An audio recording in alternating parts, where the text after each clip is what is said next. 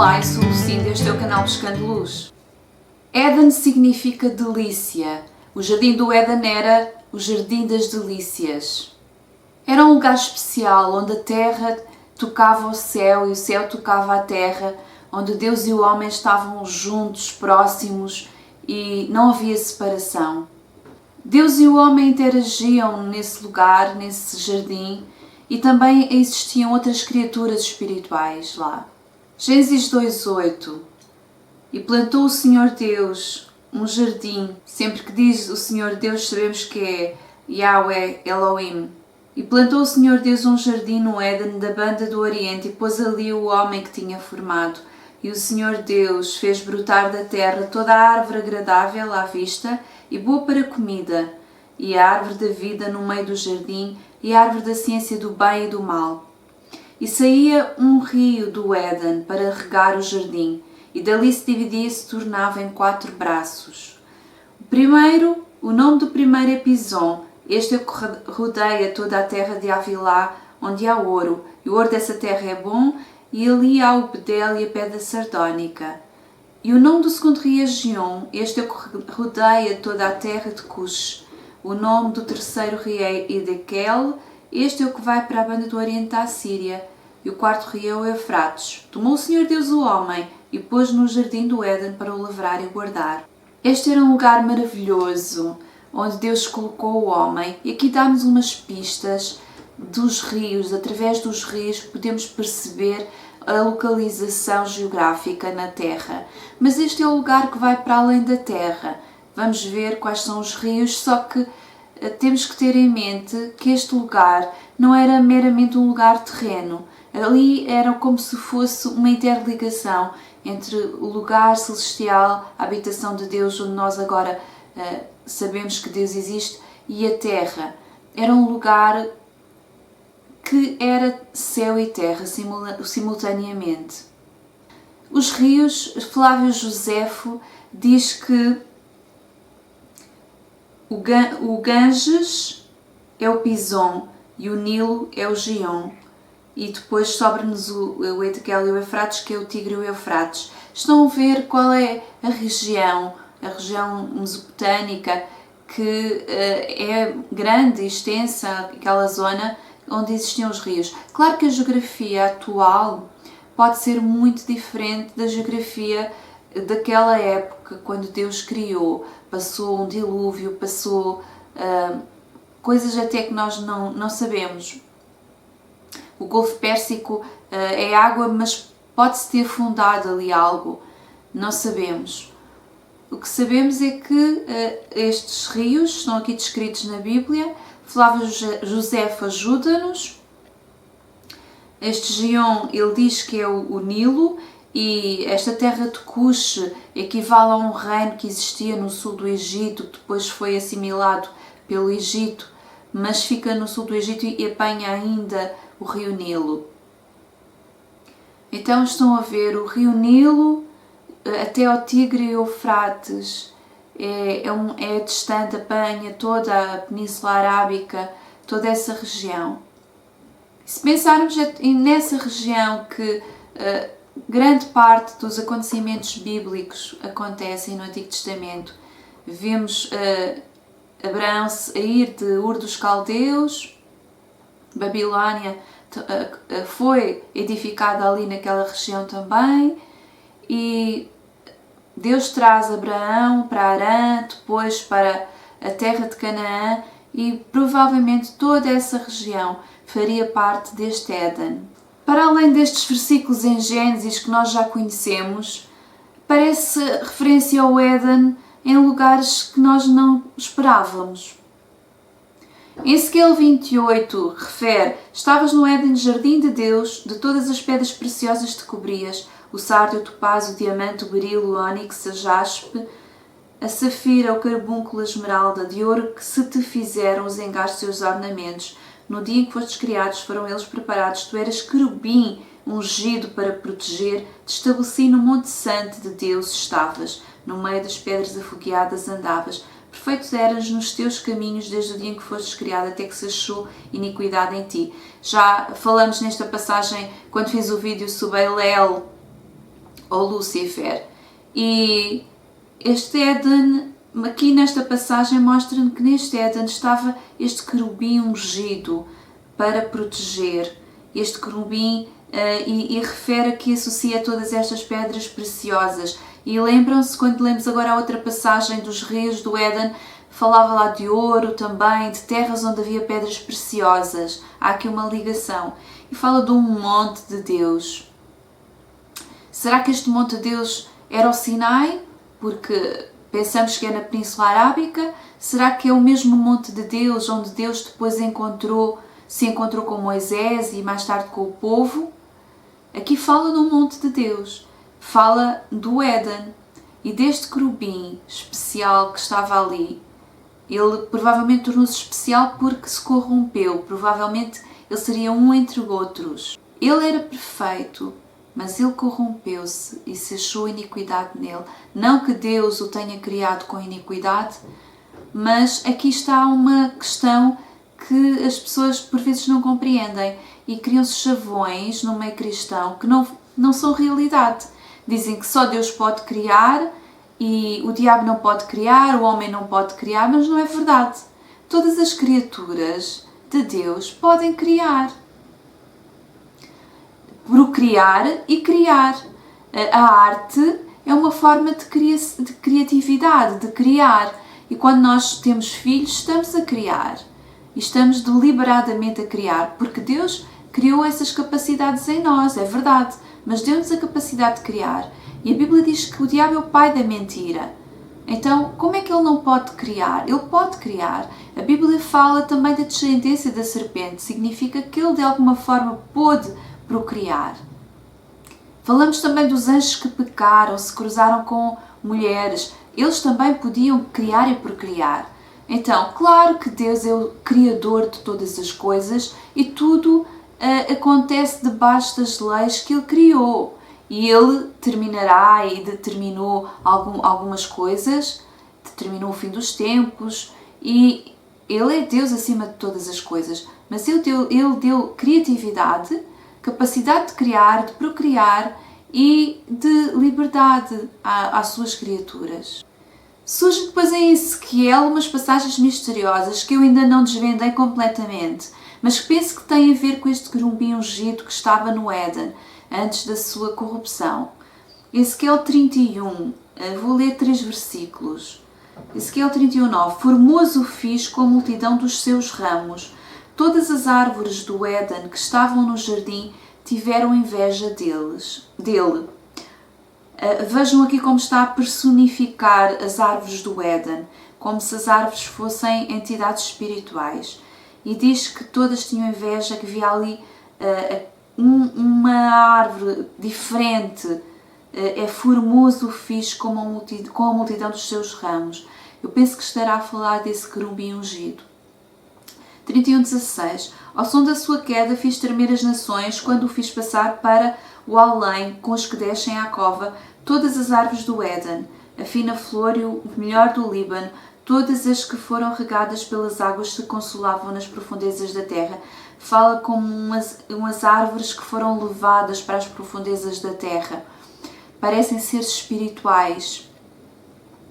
O versículo 18. A quem, pois, és semelhante em glória e em grandeza entre as árvores do Éden? Todavia descerás com as árvores do Éden às profundezas da terra. No meio dos incircuncisos jazerás com os que foram trespassados à espada. Este é Faraó, toda a sua pompa, diz o Senhor Deus.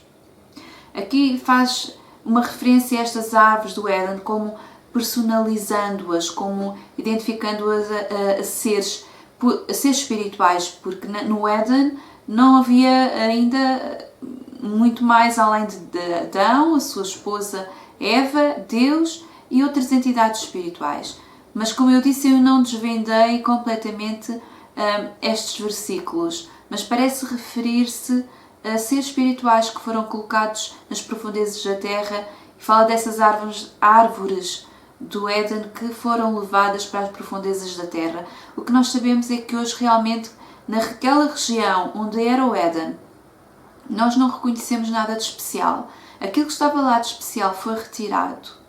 Sabemos que a corrupção deste ser espiritual que estava, o querubim ungido, levou à corrupção também do ser humano, ao pecado do ser humano. E eu queria ler-vos aqui alguns versículos e passar alguma informação que eu tenho recebido ao longo dos anos e espero que achem interessante. Gênesis 3,14, Deus está a falar com a serpente, o homem e a mulher, depois do pecado, e diz assim: então o Senhor Deus disse à serpente: porquanto fizeste isso, maldita serás mais do que toda a besta e mais do que todos os animais do campo. Sobre o teu ventre andarás e pó comerás todos os dias da tua vida. Aqui faz a referência ao andar sobre o ventre. Já falei também num vídeo sobre esta questão deste ser, que é a serpente, Satanás, que será chamado o dragão, era aquele querubim ungido. E diz que sobre o ventre andarás, mostrando que esta serpente, este ser espiritual, que é chamado de serpente, ele não andava sobre o seu ventre, porque senão não era dito que passarás agora a andar sobre o teu ventre. Possivelmente possuía asas, um meio de locomoção diferente e faz referência àquelas serpentes saladas que eu falei já no vídeo sobre Elel. Depois temos Gênesis 3,15, este versículo é chamado o proto-evangelho. Aqui é prometido o Messias de uma forma encoberta, mas é um versículo com muita informação e muito profundo. Gênesis 3,15, porém inimizade entre ti, está a falar com a serpente, e a mulher, e entre a tua semente e a sua semente. Esta te ferirá a cabeça e tu lhe ferirás o calcanhar. É interessante que não diz entre ti e o homem, entre a tua semente e a semente do homem, mas diz entre ti e a mulher, entre a tua semente e a semente da mulher. E aqui fala da semente da serpente, e sabemos que semente tem a ver com descendência.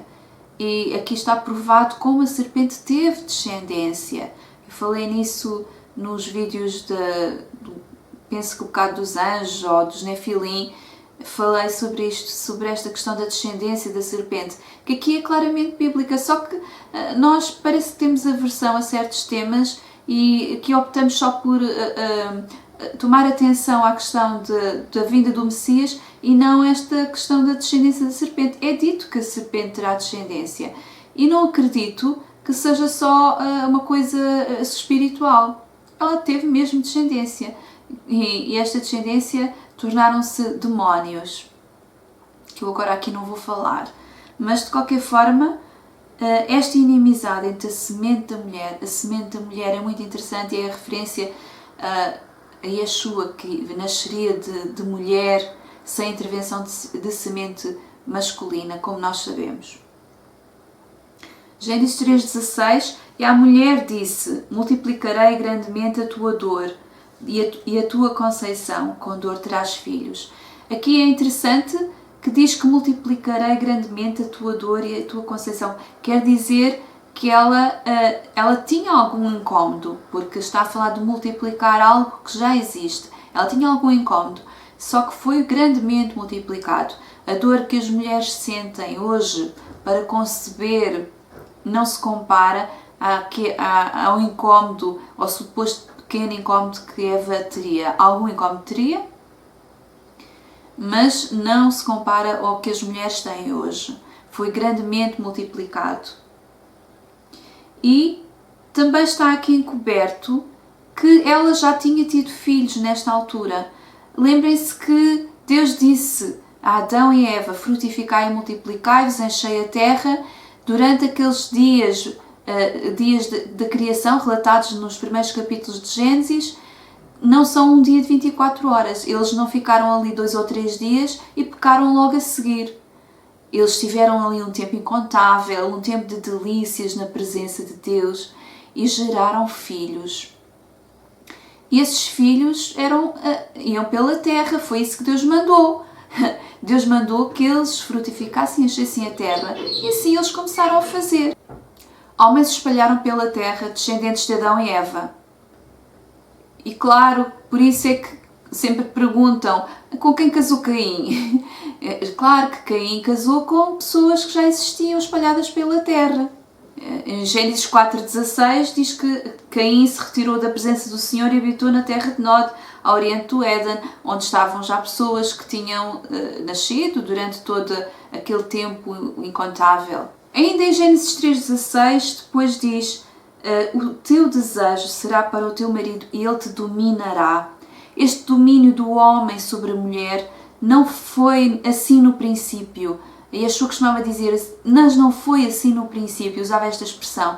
E é verdade, não foi assim no princípio que o homem dominasse a mulher. O domínio do homem sobre a mulher veio como consequência do pecado, assim como esta multiplicação da dor na procriação. E nós vemos sempre o homem e a mulher sendo chamados de Adão. Os dois eram chamados de Adão e governavam a terra, frutificavam, multiplicavam-se e dominavam sobre a terra em conjunto, sem haver uma hierarquia. E é aqui, depois do pecado, que há este domínio, e um domínio que nós conhecemos pela história, em que a mulher é anulada, em muitas culturas ainda é tratada como quase escrava, quase em culturas como a islâmica, ela é mesmo muito rebaixada, e a origem está aqui. A origem está no pecado, mas Yeshua vem libertar a mulher deste jugo e Paulo diz que não há masculino nem feminino, foi dado o mesmo Espírito, a mulher foi tornada templo do Espírito Santo, ela é também rainha, sacerdotisa, assim como o homem, e deixou de haver essa distinção entre o masculino e o feminino no reino de Deus. Depois Deus fala com Adão e diz-lhe: porque deste ouvido à tua mulher e comeste da árvore de que te ordenei, dizendo não comerás, maldita é a terra por causa de ti. A maldição que veio sobre a terra deve-se a Adão. Adão era a quem Deus tinha dado a instrução. E a terra se tornou maldita por causa de Adão. Se apenas Eva tivesse comido, Eva morreria, Adão ficaria sozinho e governaria a terra sozinho e provavelmente Deus lhe daria outra mulher. Adão escolheu morrer com Eva, na realidade. E Deus diz no versículo 19: no suor do teu rosto comerás o teu pão, até que te tornes à terra, porque dela foste tomado, porquanto és pó, e o pó te tornarás. Aqui é anunciada a morte do homem. Ele não conhecia a morte, e a partir daqui é anunciada a morte do homem. E depois diz, no versículo 20, e chamou Adão o nome de sua mulher Eva, porquanto ela era a mãe de todos os viventes. Ela não está a dizer, ela seria um dia a mãe de todos os viventes. Ela já era a mãe de todos os viventes. E aqui é que ela toma o nome de Eva. Porque até aí, Adão era homem e mulher. Eles eram Adão um só. E aqui Adão chama-lhe Eva, porque ela era já a mãe de todos os viventes. Quer dizer que já existiam viventes sobre a terra. Deus depois veste o homem e a mulher, cobre a sua nudez e expulsa-os do Éden. No versículo 23 e 24, o Senhor Deus, pois, o lançou fora do jardim do Éden, para lavrar a terra de que fora tomado. E havendo lançado fora o homem, pôs querubins ao oriente do jardim do Éden e uma espada inflamada que andava ao redor para guardar o caminho da árvore da vida. E aqui mostra mais outros querubins que estavam ali, e ficaram alguns querubins a guardar a árvore da vida. Isto até um tempo em que depois esse lugar desapareceu, esse lugar onde estava a árvore da vida desapareceu. Possivelmente poderia ser ali no Golfo Pérsico, onde agora só há água, poderia ser. Deus retirou a árvore da vida deste lugar e, claro, agora já não vemos lá querubins a guardar a árvore da vida. Curiosamente, a árvore da vida depois aparece no final, em Apocalipse, quando Deus vem habitar com os homens. Significa que teremos acesso a essa árvore da vida novamente. E ela representa a presença de Deus, a presença eterna de Deus em comunhão com o homem. E aquele Éden será substituído por algo ainda mais especial. O homem estará em comunhão plena com o Criador, sem já nenhum mal. Aquele ser espiritual que veio ali tentar, já não estará presente e estaremos para sempre com ele. veremos a sua face e estaremos para sempre com Ele. Deus vos abençoe.